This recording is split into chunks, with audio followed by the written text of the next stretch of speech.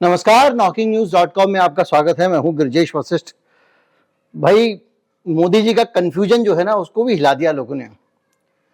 इतना ज्यादा कंफ्यूज कर दिया है कि वो सारे लोकतंत्र के मूल सिद्धांत भूल गए। या तो उनका उससे कोई वास्ता नहीं है, लेकिन मैं ये नहीं कह सकता हूँ, इतने समय तक वो मुख्यमंत्री रहे, प्रधानमंत्री रहे, और मैं कहूँ कि ना लोकतंत्र और लोकतांत्रिक विचारधाराओं के बारे में पता नहीं है, तो ये थोड़ा सा ज्यादती हो जाएगी उनके साथ में, जो मैं कहने का मुझे अधिकार नहीं होना चाहिए। लेकिन कंफ्यूजन तो उनका खराब हो गया है, मतलब वो कंफ्यूज हो गए हैं। और जब कंफ्यूज बहुत ज़्यादा हो जाते हैं तो आम इस देश के गरीब गुरबे की भाषा जो है वो कहती है, भाई साहब आपका कंफ्यूजन खराब हो गया है। तो ये कंफ्यूजन खराब कैसे हुआ है और ये कंफ्यूजन खराब कैसे होता है, इसको आज हम समझने की कोशिश करेंगे। कैसे फ्यूज उड़ जाता है, एक अचानक कोई बड़ा झटका लगे तो किसी का भी फ्यूज कैसे उड़ सकता है। ये इस देश में जिसकी जितनी संख्या भारी, उसकी उतनी हिस्सेदारी वाला या उसकी उतनी जिम्मेदारी वाला जो मुहावरा चल रहा है, उसने मोदी जी के साथ कर दिया है। आज हम समझने की कोशिश करेंगे कि वो कैसी कैसी बातें कर रहे हैं और उन बातों का मतलब क्या है, और इन बातों को करने से क्या उनको या देश को, किसी को कुछ हासिल होने वाला है। कहीं मत जाइए, चैनल को सब्सक्राइब कर लीजिए। आज जो बातें होंगी उसमें मैं कोशिश करूंगा पूरी तरह से गंभीर रहने की। कहीं मत जाइए, चैनल को सब्सक्राइब कर लीजिए। मैं भी हाजिर होता हूं।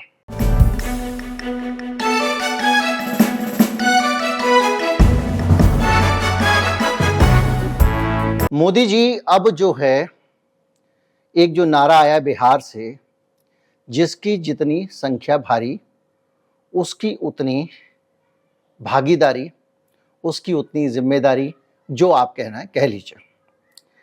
इसके आने के बाद हुआ यह है कि जो जाति जनगणना की मांग है, जैसे राहुल गांधी ने फिर मांग कर दी, तो ये जो जाति जनगणना की मांग उठ रही है देशव्यापी, इस जाति जनगणना की मांग की काट क्या हो। तो बीजेपी ने कहा कि एक काम करते हैं, इस जाति जनगणना की जो काट है उसको ही काट देते हैं हम। तो क्या करेंगे, ऐसे करेंगे। उन्होंने ये कहा कि छत्तीसगढ़ में जगदलपुर आदिवासी बहुल इलाका है, और मोदी जी ये समझे बगैर कि वो कहाँ बोल रहे हैं, क्या बोल रहे हैं। भाई, जनजाति वाला इलाका है, उन लोगों के बीच में जाके आप ये हिंदू मुसलमान का नैरेटिव लेके पहुंचोगे, कौन सुनने वाला है। और वहां जाकर वो बोलते हैं कि ये लोग कह रहे हैं जिसकी जितनी आबादी, तो आबादी के हिसाब से अगर हक मांगा जाएगा तो फिर हिंदुओं को ही सब कुछ ले लेना चाहिए। हिंदू बहुमत में है, 80% हिंदू है, मुसलमान तो जरा से हैं। ये कह के वो मुसलमानों को ये समझाने की कोशिश कर रहे हैं कि भाई ये जो नारा है भागीदारी वाला, ये तुम्हारे खिलाफ है। ये पूरी बीजेपी अभी यही करे। किरण रिजिजू नॉर्थ ईस्ट के राज्यों की तरफ से एक ट्वीट करते हैं और उसमें वो कहते हैं कि अगर ऐसा होगा तो नॉर्थ ईस्ट के राज्यों का तो बहुत खतरनाक और विनाशक मांग है, इस पर सोचना चाहिए कांग्रेस पार्टी को, क्योंकि उसके बाद नॉर्थ ईस्ट के लोगों को तो प्रतिनिधित्व ही नहीं मिलेगा। इसके अलावा वो दक्षिण भारत के राज्यों में जाते हैं, वहां जाके एक और बात कहते हैं। वो कहते हैं कि दक्षिण के राज्यों ने आबादी को नियंत्रित रखा है, जनसंख्या ज्यादा नहीं बढ़ने दी है, और अगर आबादी के अनुपात में हिस्सेदारी होगी तो ये जो लोग हैं दक्षिण भारत के, इनके साथ तो अन्याय हो जाएगा। ये भी मोदी जी बोल रहे हैं। इन सारी बातों में मोदी जी, जो मैंने उनको बताया, ओवर सिंप्लीफिकेशन करके पूरे नैरेटिव को बदल के और खोपड़ी पे मारना, ये वो स्टाइल है। ये एक तरह की लॉजिकल फैलेसी होती है। मैं लॉजिकल फैलेसीज के बारे में वीडियो बना चुका हूं, क्या होती हैं। ये झूठ बोलने का एक ऐसा तरीका है जो आपको सच्चा और तर्क लगे। कई तरह की फैलेसीज होती हैं, जिसमें से एक ये होती है ओवर सिंप्लीफिकेशन। बात हो रही है जाति के आधार पर। जाति के आधार पर दक्षिण में भी दलित हैं और नॉर्थ ईस्ट में भी दलित हैं। वहां पर सभी जातियों को उचित प्रतिनिधित्व मिले, इसका मसला है। लेकिन जब आप इसको इतना ओवर सिंप्लीफाई करके कहोगे इसका मतलब तो बहुमत है हमें, तो हम आपको एक कहानी, मैंने एक किसी विद्वान का वीडियो सुना। लोकतंत्र क्या है? लोकतंत्र एक बहुमत का विज्ञान है, बहुमत का शास्त्र है। जो लोग बहुमत में हैं उनकी चलेगी, ये लोकतंत्र है। तो अब वो विद्वान एक उदाहरण देते हैं कि मॉब लिंचिंग हो रही है। 25 लोग 20 लोग मिलके एक आदमी को पीट रहे हैं। तो मॉब लिंचिंग में बहुमत का विचार एक ही है और असहमत व्यक्ति कौन है? सिर्फ एक, जो इनसे असहमत है, जो लिंचिंग कर रहे हैं उनसे असहमत व्यक्ति कौन है? जिसकी लिंचिंग हो रही है। तो क्या उसे मर जाना चाहिए क्योंकि लोकतंत्र है? यहां पर एक बेहतर व्यवस्था आती है कि नहीं, जो अल्पसंख्यक हैं लोकतंत्र में उनका भी एक अधिकार है, उनका भी एक प्रोटेक्शन होना चाहिए। यानी जिस आदमी की लिंचिंग हो रही है उसको आप मरने नहीं छोड़ दोगे बहुमत के नाम पे। जो अक्सर लोग बात करते हैं इतने करोड़ लोगों ने मोदी जी को चुन के भेजा, अरे भैया भेजा होगा, लेकिन जहां पे आप सबके अधिकारों को सुनिश्चित करते हैं देश के अंदर, वो बन जाता है गणतंत्र। गणतंत्र में क्या होता है?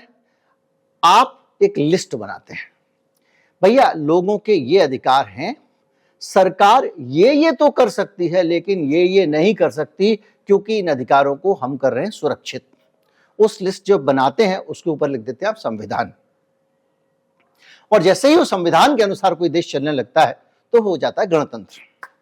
तो अगर आप इन विद्वान महोदय की इस बात को, जो मैंने अंग्रेजी का एक कहीं पे कोई वीडियो सुना था या कहीं पढ़ा था, उनकी बात को अगर आप यहां लागू करते हैं तो उसके हिसाब से बहुमत का मोदी जी जो ओवर सिंप्लीफिकेशन कर रहे हैं कि ज्यादा मात्रा में हिंदू है तो क्या हिंदू सब कुछ ले ले, ये जो वो तर्क दे रहे हैं या दक्षिण भारत के संदर्भ में जो तर्क आता है वो लागू नहीं होता है। इसके अलावा एक बात और कह रहे हैं कि हमारे देश में जो है सारे के सारे लोकसभा क्षेत्रों का फिर नए सिरे से पुनर्सीमन हो रहा है, लंबे समय से ये रुका हुआ है। मैंने आपको बताया था कि कितनी ज्यादा सीटें होनी चाहिए, अभी भी ये संसद भवन नया वाला छोटा है, तो उसमें वो कह रहे हैं कि फिर इस हिसाब से तो दक्षिण के राज्यों को प्रतिनिधित्व ही नहीं मिलेगा। मोदी जी, इस धरती पे, इस दुनिया में, इसी संविधान में आप हैं। भारत में जो क्षेत्र हैं, विधानसभा क्षेत्र, लोकसभा क्षेत्र, उनका निर्धारण आबादी के आधार पर ही होता है। इतने लाख लोगों के ऊपर एक लोकसभा क्षेत्र, इतने लोगों पर एक विधानसभा क्षेत्र, तो होता ही आबादी के आधार पर है।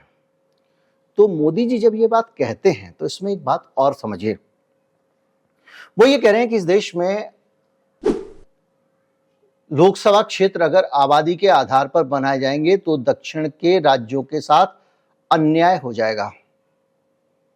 इसका मतलब आप जानते हैं, इसका मतलब यह है कि संविधान की जो मूल स्ट्रक्चर है, जिसमें आबादी के आधार पर इतने लोगों के ऊपर एक सांसद होगा, इतने लोगों के ऊपर एक विधायक होगा, उस पूरा मूल जो स्ट्रक्चर है उसके साथ छेड़छाड़ की कोई प्लानिंग तो नहीं चल रही है।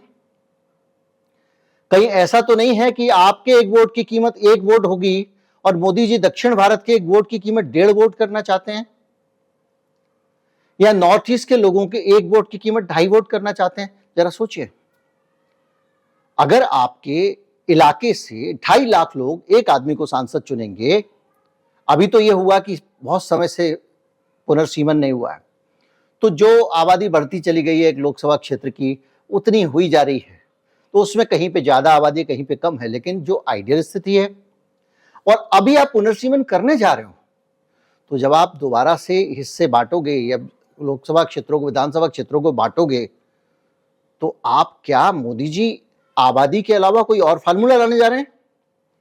कितनी आबादी पर एक सांसद होगा, इससे ही तय होगा ना कि कितने, हर आदमी के एक वोट के का प्रतिनिधित्व कितना हो संसद में। भाई हर आदमी के वोट की कीमत हो गई, मान लीजिए 1 लाख लोगों से एक सांसद चुना जाएगा, तो भारत के हर आदमी के वोट की कीमत 1/1 लाख हो जाएगी, यही है ना। लेकिन मोदी जी जो फार्मूला लेके घूम रहे हैं उसके हिसाब से तो उत्तर प्रदेश वाले की एक वोट की कीमत जो है 98 रहेगी, तो साउथ वाले की 12 रहेगी, नॉर्थ ईस्ट वाले की 1.25 रुपया हो जाएगी। क्या ऐसा करना चाहते हैं?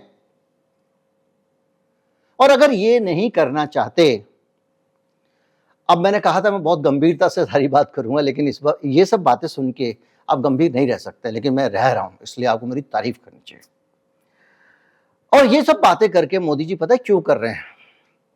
ये बातें इसलिए कर रहे हैं कि अभी 15 दिन तो हो ही गए हैं बिहार में जाति जनगणना होके, अभी तक मामला ठिकाने पे नहीं आया है। अभी तक भारतीय जनता पार्टी के बड़े बड़े जो बिग शॉट्स हैं, बड़े बड़े खिलाड़ी हैं, वो काट नहीं निकाल पाए। काट नहीं निकाल पाते तो मोदी जी कहते हैं कि गरीबों के लिए कुछ करना चाहिए, गरीबों का ख्याल रखना चाहिए, गरीबों का फलाना, ये सब बात करते हैं। कह रहे हैं कि इस देश में सिर्फ गरीबों को आरक्षण मिलना चाहिए, तो फिर आर्थिक आरक्षण की बात करते हैं। कुछ समय पहले मोहन भागवत, जो जिंदगी भर से आर्थिक आरक्षण की बात करते आ रहे थे, वो मोहन भागवत अब क्या कह रहे हैं? वो कह रहे हैं कि जब तक चाहे आरक्षण मिलना चाहिए। दलित, मैंने बताया था पिछले दिनों, दलितों को पूरा आरक्षण मिलना चाहिए, उनको अधिकार है, संविधान के अनुसार अधिकार है, और ये तय वो ही लोग करेंगे कि आरक्षण कब तक चलेगा। हम आरक्षण के खिलाफ नहीं है। अब मोदी जी आ गए आर्थिक आरक्षण पे, तो आप इसका मतलब क्या निकालेंगे? कोई चरित्र नहीं है। पहले उनके बयान बदले, अब इनके बदल गए। तो क्या हम मान के चलें कि आरएसएस चाहता क्या इस देश में? आरक्षण चाहता है? नहीं चाहता है। जाति आधार पर चाहता है, आर्थिक आधार पर चाहता है? बताए। लेकिन अगर जाति, और अभी यहां आरक्षण की बात नहीं हो रही, अभी एक सूत्र वाक्य आया है। इस सूत्र वाक्य के जरिए इस देश में जिसकी जितनी संख्या भारी, उसकी उतनी भागीदारी। इस सूत्र वाक्य के साथ में पूरे देश में पिछड़ों को मोबिलाइज करने का काम अभी शुरू नहीं हुआ है, होगा। लेकिन उसके पहले ही मोदी जी ने अपने सारे कैरेक्टर रख दिए। मतलब इस देश में जो 11% हिंदू अपर कास्ट है, उसी को इस देश पे राज करने का अधिकार है। अगर आप ये कहते हो कि संख्या को प्रतिनिधित्व का हिस्सा नहीं माना जाएगा, तो क्या इस देश में अब सारा का सारा जो स्ट्रक्चर बना हुआ है वो बदल दिया जाएगा? मंडल कमीशन की सिफारिशें वापस ले ली जाएंगी? ये एक तरीका जो है, जो एक रिजर्वेशन के खिलाफ, देश को जाति के नाम पर बांटने की कोशिश हो रही है, ये भी यार। और ये सब बातें मैं वो कर रहा हूं जो मोदी जी के मुंह से निकली, जो कहीं और से नहीं आई है। अगर आप इसको थोड़ा सा और समझें तो भी एक और कांड ये करने की कोशिश होगी, और वो है रोहिणी कमीशन वाला। रोहिणी कमीशन वाला मामला अगर आता है तो वो एक नए सिरे से नई चीजें लेकर आ रहा है। और ये जो तरीका है, देखिए, जैसे हिंदू वोट बैंक के अंदर रिजर्वेशन के नाम पे एक डिवाइड हुआ, अब पिछड़े के रिजर्वेशन की बात होगी, दलितों के रिजर्वेशन की बात होगी, तो बीजेपी एक तरह से अब वो हिंदू एकता वाला मुहावरा लेकर नहीं आ पाएगी। तो बोले खाएंगे नहीं तो फैला देंगे। तो अब क्या कर रही है बीजेपी? पिछड़ों के अंदर डिवाइड करने की कोशिश कर रही है। लेकिन डिवाइड करने के लिए भी संख्या तो पता होनी चाहिए। संख्या कैसे पता चलेगी? जनगणना से। एक रोहिणी कमीशन था जिसकी अभी हाल में ही रिपोर्ट राष्ट्रपति को सौंपी गई है। उस रोहिणी कमीशन में पिछड़ों के अंदर डिवाइड पैदा करने का जुगाड़ किया गया था। रोहिणी कमीशन ने एक के बाद एक जहां तक मुझे याद है 7 या 8 एक्सटेंशन लिए। लेकिन देश में आबादी किसकी कितनी है इसका पता लगाने के लिए कोई भी काम नहीं किया। लेकिन उसके बावजूद वो एक बड़ी सी सिफारिशें लेकर आए। उनकी सिफारिशें कहते हैं कि ओबीसी कोटे के तहत 97% नौकरियां और 25% शिक्षण संस्थानों में दाखिले एक ही जाति को मिले हैं पिछड़ों में। इसके अलावा 2600 जो ओबीसी जातियां हैं भारत में, उनमें ये केंद्रीय सूची है, केंद्र सरकार की जो ओबीसी जातियों की लिस्ट है, लिस्ट भी हर राज्य की अलग होती है, उसमें कुछ को ही हकदारी मिली है 2600 में से। रोहिणी कमीशन कहता है कि केवल 2.68% ही जो जातियां हैं पिछड़े वर्ग वाली, उनको प्रतिनिधित्व मिल पा रहा है, बाकी जातियों के साथ अन्याय हो रहा है। 983 ओबीसी जातियां हैं इस रिपोर्ट के मुताबिक, और इनका कोटा में, रिजर्वेशन में कहीं कोई प्रतिनिधित्व नहीं है। 2.68% प्रतिनिधित्व ही है। अब आप सोचिए, 994 जातियों को 2% का प्रतिनिधित्व है, ऐसा रोहिणी कमीशन कह रहा है, यानी कि बाकी को नहीं मिल रहा है। तो रोहिणी कमीशन क्या करने वाला है? अब कुछ जातियों को निगेट करने वाला, इनको रिजर्वेशन मत दो या इनका रिजर्वेशन रोक दो, अभी हम दूसरी जातियों को आगे लाएंगे, ये रोहिणी कमीशन। तो इसमें क्या होगा? जो पिछड़ों के अंदर भी जातियों के बीच में एक डिवाइड बनेगा, एक दो फाड़ करने की कोशिश हो रही है, और इसके जरिए ये एक माहौल बनाने की कोशिश होगी जो मोदी जी कह रहे हैं कि मैं तो गरीबों को, सभी गरीबों को देना चाहता हूं, मेरा लक्ष्य तो गरीबों को आरक्षण देना है। अब रोहिणी कमीशन की रिपोर्ट बाहर आएगी और जब बाहर आएगी तो सबसे पहला सवाल उठेगा कि रोहिणी कमीशन ये डेटा कहां से लाया, क्योंकि अब ये जो रोहिणी कमीशन कह रहा है ये तो बहुत खतरनाक बात कह रहा है ना। रोहिणी कमीशन कह रहा है कि जो तीन, जैसे एक राहुल गांधी ने संसद में आंकड़ा दिया था कि जितने भी सेक्रेटरी हैं मोदी सरकार के ब्यूरोक्रेट्स, उनमें से सिर्फ 3 जो हैं वो ओबीसी कैटेगरी के हैं।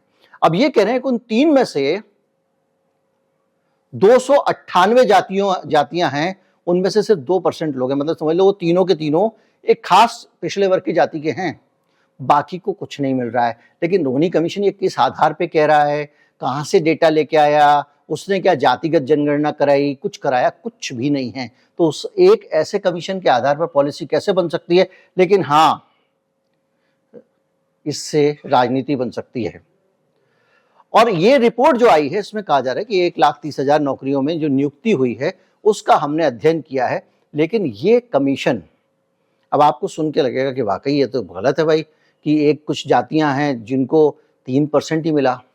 लेकिन अगर मान लीजिए 100 पिछड़े वर्ग के लोग हैं, मान लिया, या ये 983 ओबीसी जातियां हैं, मान लीजिए 994 जातियां हैं, 994 में से, ये रोहिणी कमीशन के हिसाब से चल रहा हूं, बड़ा कंफ्यूजन है इसको, तो 994 जो जातियां हैं इनमें से कुछ जातियों का केवल 2% प्रतिनिधित्व है। ठीक है साहब, उनकी आबादी कितनी है? वो जो 994 लोगों में से इन जातियों के कितने लोग हैं ये बताएंगे नहीं तो काम कैसे चलेगा? अगर मान लीजिए ओबीसी के अंदर 100 लोगों में से इन जातियों के 3 ही लोग हैं, तो आप कुछ भी डाटा निकाल लेंगे तो उस डाटा का कोई मतलब है क्या? आप बोलोगे 100 लोगों में से 3 को ही इन जातियों की नौकरी मिली है, तो भैया ठीक है, हम अगला सवाल होगा कितने लोग थे, कितने थे 100 में से?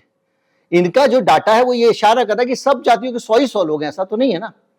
कुछ जातियां ऐसी हों जो बहुत रेयर होती होंगी, जो बहुत कम होती होंगी। तो क्या हुआ? मैं ये नहीं कह रहा हूं कि वो कम ही होती हैं, लेकिन एक तस्वीर आपके सामने आती है कि भैया जब तक आपने पता ही नहीं किया किस जाति के कितने लोग हैं, उनको प्रतिनिधित्व नहीं मिला, बोलना आपने शुरू कर दिया। अगर मोहल्ले में 100 वैकेंसी निकली हैं, कैंडिडेट एक ही है उस जाति का, क्योंकि उस एक जाति का आदमी ही एक रहता है वहां पे, उसको 50% हिस्सेदारी कैसे दे देंगे? क्या उसको एक साथ 50 पोस्ट पे तैनात कर देंगे? इसका जवाब रोहिणी कमीशन के पास नहीं है। इसलिए क्योंकि रोहिणी कमीशन जब बना तो उसने जाति जनगणना के आंकड़े कहीं से नहीं लिए हैं, उसको पता ही नहीं देश में किस जाति की कितनी जनगणना है। तो आपको क्या करना पड़ेगा? जाति की जनगणना करनी पड़ेगी।